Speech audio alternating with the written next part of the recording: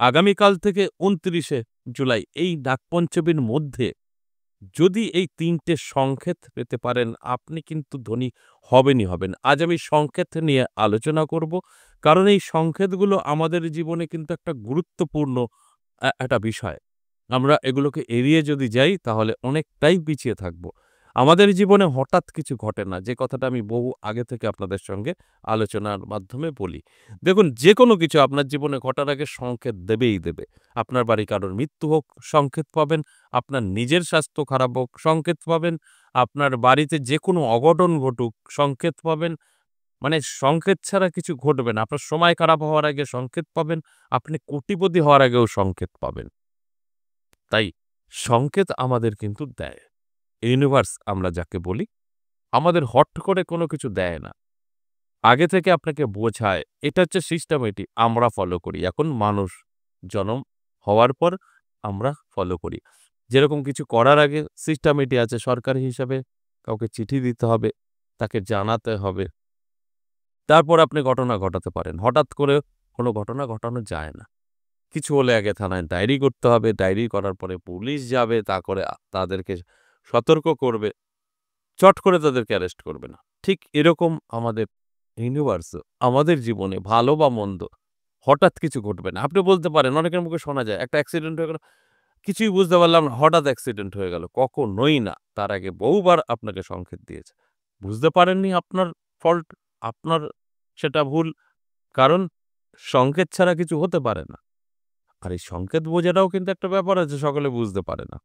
তাই সেখানে দাঁড়িয়ে তাদের অনেকটাই ক্ষতি হয়ে যায়। যদি আপনি বুঝতে পারেন তাহলে ক্ষতিটা আটকাতে পারেন। এটাই হচ্ছে মূল বিষয়। অবশ্যই কি সেই সংকেত, যে সংকেত পেলে ভাগ্য বদলাতে পারে। যে কথাটা বললাম যে ৩টে সংকেতে আপনার ভাগ্য বদলে যেতে পারে, হতে পারেন কোটিপতি। তবে আপনার ৩টে সংকেত পেতে হবে না। এই ৩টে সংকেতের মধ্যে যেকোনো একটি সংকেত পেলেই হবে। অবশ্যই আলোচনা থাকছে। তার আগে আমার সাথে কিভাবে যোগাযোগ করবেন সে বিষয়টা একটু বলে নিই। নমস্কার, জয় মা কামাখ্যা, জয় মা তারা। যারা ভীষণভাবে সমস্যায় আছেন, যদি মনে হয় আমার সাথে সাক্ষাৎ করবেন, করতে পারেন। তবে তার আগে আমি বলব, আগে একটু এদিক সেদিক ঘুরে নেন।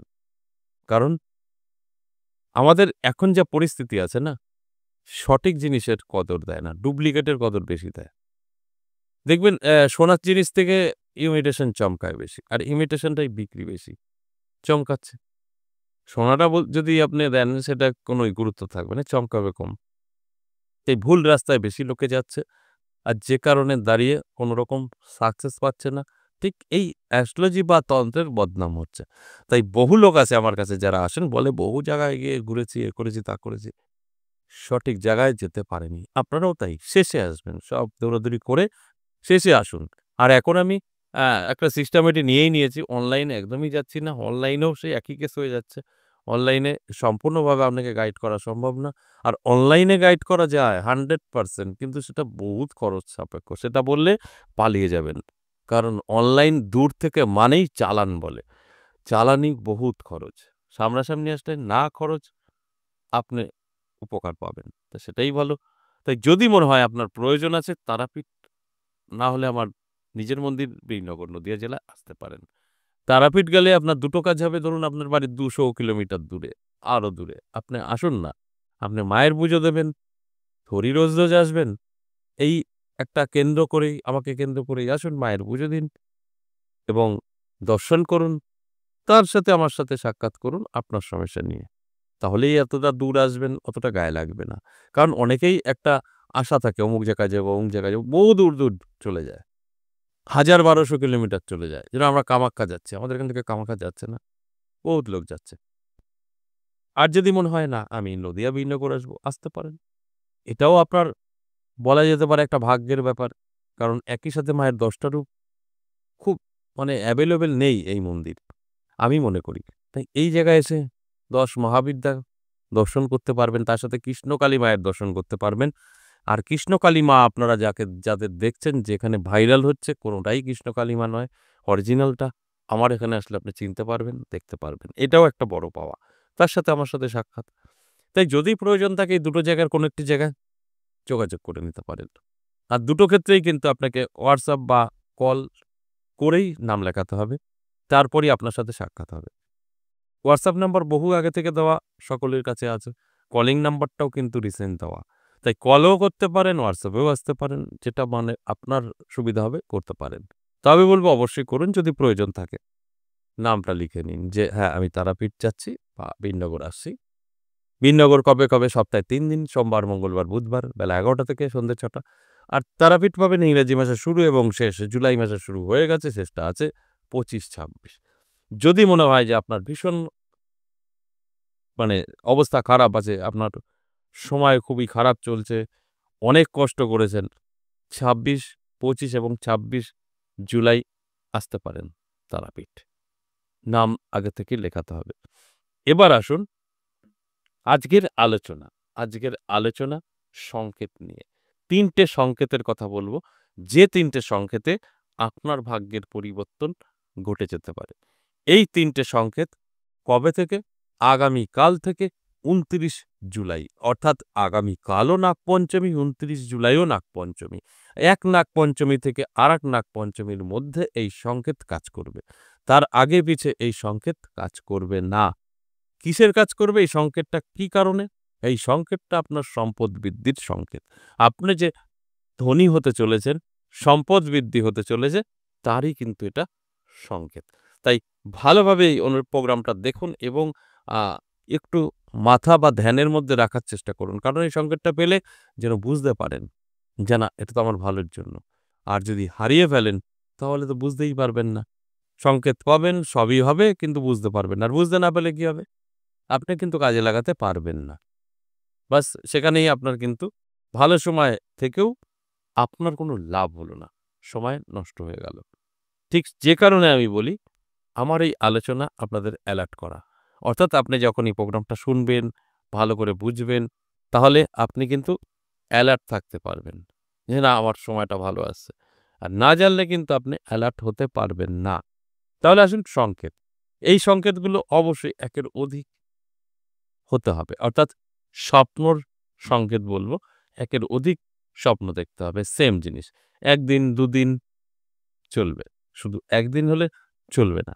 ২ দিন একের অধিক মানেই ২ দিন, ৩ দিন, ৪ দিন, ৫ দিন, ৬ দিন হতে পারে। তো ২ দিন হলেই কিন্তু আপনার একদম 100% ভাবতে হবে এটা আপনার ভাগ্য বদলানোর জন্য। দেখুন ১ম সংকেত। ১ম সংকেত আপনি যদি দেখেন আপনার বাড়িতে মায়ের পুজো করছেন, সত্যিকারের সাপ আপনার বাড়ি ঘোরাঘুরি করছে। ক্ষতি করছে না, আপনাকে তাড়াচ্ছে না, কিছু না। বহু লোক আপনার বাড়ির ওই সাপ দেখছে, চলে যাচ্ছে বা মন্দিরে ঢুকছে, বসে আছে, সবাই প্রণাম করছে, আপনি ভক্তি করছেন। কোনো ওই এ ধরনের নয়, সাপ আপনার বাড়ি ঢুকছে, একে কামড়াচ্ছে, ওকে কামড়াচ্ছে, আপনি লাঠি দিয়ে মারছেন, উল্টো কেস। শুধু সাপ দেখলেই হবে না, সাপের স্বপ্নটা কোয়ালিটি হতে হবে। সাপের স্বপ্ন কি দেখবেন? আপনার মন্দিরে আপনি বামুন সাপ পুজো করছেন, সাপ অরিজিনাল আপনার বাড়িতে গেছে, ঘুরছে, মন্দিরে কখনো ঢুকে বসছে, কখনো আপনার বাইরে দিয়ে ঘুরছে, আপনাদের বাড়ির সকলেই ওই মায়ের পুজো করছে, ওই সাপটা দেখে সম্মান করছে। মানে এটা অন্যরকম পরিবেশ। এই ধরনের যদি সংকেত আপনার আসে, আপনার জীবন 100% বদলাবে। এতে কোনো সন্দেহ নেই। তাই আমি বলব অবশ্যই একটু অ্যালার্টের মধ্যে রাখুন। দেখবেন এই সংকেতগুলো কবে দেখে ফেলবেন বুঝতে পারবেন না। যদি এইটা আলোচনাটা শুনে ভুলে যান।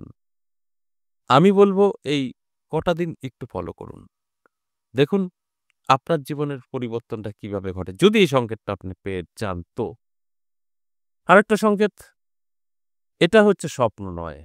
এটা হচ্ছে ধরুন আপনি আগামীকাল থেকে এই ২৯ জুলাই পর্যন্ত কোনো একটি জায়গায় বাড়ি থেকে বেরোচ্ছেন, আপনার সামনে থেকে সাপ রাস্তা কেটে দিল। কোন দিক থেকে? অবশ্যই ছেলেদের ডান দিক থেকে বাঁদিকে নেমে গেল। মেয়েদের বাঁদিক থেকে ডান দিকে নেমে গেল। যদি এরকম রাস্তায় দেখেন একের অধিক হচ্ছে, প্রায়ই হচ্ছে। আপনি অফিসে যাচ্ছেন, আপনার কোথাও ঘুরতে যাচ্ছেন, বাজার করতে যাচ্ছেন। আপনি কারে থাকুন, বাইকে থাকুন, বাইসাইকেলে থাকুন বা হেঁটে থাকুন। আপনার সামনে দিয়ে দেখে গেলেন। মানে আপনাকে দাঁড়াতে হবে। মানে অনেক দূর থেকে দেখলেন আপনার কোনো ফারাক পড়ল না, হবে না। মানে আপনার একদম সামনে দিয়ে আপনি দাঁড়িয়ে যেতে হবে। ৪ চাকা হলেও দাঁড়াতে হবে, বাইক হলেও দাঁড়াতে হবে, সাইকেল হলেও দাঁড়াতে হবে, হেঁটে গেলে তো দাঁড়াতেই হবে। চলে যাবে তারপরে আপনি ওটাকে ক্রস করবেন। এই ধরনের যদি সংকেত আপনি পেয়ে যান, আপনাকে কেউ ধরে রাখতে পারবে না। ভাগ্য কিন্তু আপনার চমকাবে। সর্বশেষ ৩ নাম্বার যে সংকেত, এই সংকেতটাও কিন্তু অত্যন্ত শুভ। হঠাৎ করে আপনি দেখবেন রাস্তা দিয়ে হাঁটছেন, যাচ্ছেন। দেখবেন খুব সুন্দর একটা হাঁস, রাজহাঁসের দল আপনার সামনে দিয়ে চলে গেল। এখন আপনি যদি হাঁস পুষে নিয়ে বাড়িতে করেন হবে না। বা রাজহাঁস যেসব জায়গায় চাষ করে বা পোষে আপনি সেখান থেকে যাবেন হবে না। আপনার জানা নেই, আপনি একটা অচেনা রাস্তা দিয়ে যাচ্ছেন। সেখানে এই রাজহাঁস থাকে রাস্তায় বেরোয়, ওটা হতে পারে। জোর করে জেনে শুনে হাঁসের কাছে যাবেন সেটা কিন্তু হবে না। দেখবেন খুব সুন্দর একটা হাঁসের দেখে আপনার মনটা ভরে যাবে। যে খুব আস্তে ধীরে রাজহাঁস হতে হবে। হেঁটে রাস্তা ক্রস করলো বা আপনার সামনে দিয়ে চলে গেল। বা অথবা আপনি যাচ্ছেন, হঠাৎ করে দেখবেন ষাঁড় আপনার খুব কাছে এসে দাঁড়িয়ে গেল বা আপনার বাড়িতে ঢুকে বসে পড়ল। কিছুক্ষণ থাকলো তারপরে উঠে চলে গেল। আপনার সাধ্যমতো খেতে দিন। এই ৩ টে সংকেতের দেখুন তো কোন একটি আপনি পান কিনা। ভাগ্যের চাকা ঘুরবে। আজ এ পর্যন্তই, আবার আসবো নেক্সট ভিডিও নিয়ে। ততক্ষণ ভালো থাকুন। নমস্কার।